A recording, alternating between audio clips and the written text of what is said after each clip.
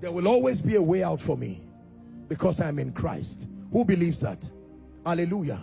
So tonight I'm going to lead you to pray some prayers, and then I want to release some graces upon your life and activate certain things within you. One of it tonight is this resurrection power.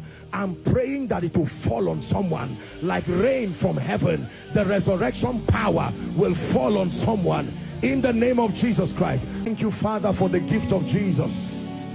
Thank you. Thank you. Thank you. If you are saved, thank him. You're born again, thank him. You're filled with the Holy Spirit, thank him.